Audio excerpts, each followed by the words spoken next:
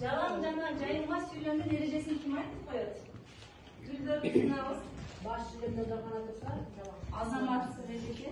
Дагы эми баш мүчөлөр кайсы мүчөлөр ким айтып коет? Азамат.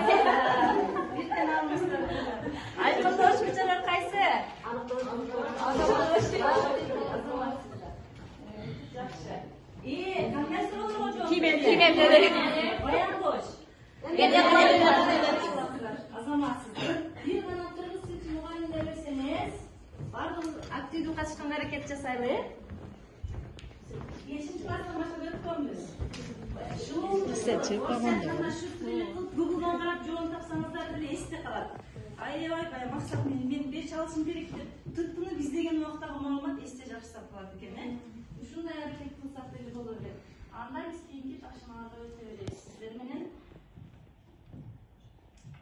Азыр биз темабызды табышыбыз керек. Мен сиздерге бир ыр окуймун. Ошол ырды угуп туруп, ал кимге же эмнеге карата айтылганын билип, анан темабызды сиздер табышыңыздар керек болот. Караңыздар. Сынарыма аз калды эле. Бул ааламга сыйбай. Үнүм чыкпай, жашым акпай, ичтен буулуп ыйладым. Кайсы күнү бүтөт билбейм, Кудай берген өмүрүм, көөдөнүмдө канча сыңар, жарал эле кырларым. Силер менен черталанбай, көңүлдөрдүн кылдары. Эргүү келсе жетишеби жазып жаткан кылламым. Катар турган саптарыма кандай маани батырып, айтасыңар эмнелерди, жарал эле кырларым. Айтасыңар эмнелерди, жарал эле кырларым. Эми сиздерге суроо, бул ыр кимге же эмнеге карата айтылды? özümü. Өзүмө дагы так жооп керек. Окуучуларга дагы так жооп керек.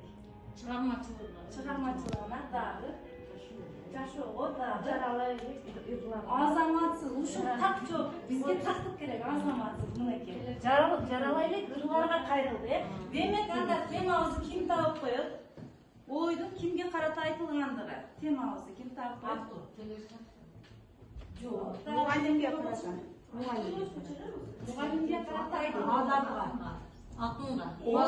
Ойдун кимге карата айтылгандыгын билдирген сөздөр кандай сөздөр деп аталат? Ошол биздин темабыз.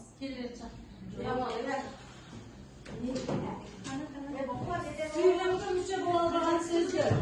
Сырды, жана үчүнчүсү эмне? Жок. Ойдун кимге карата айтылгандыгы. Кыргыз тилчи мугалимдерибиз. Ой, азаматсыз ким айтты?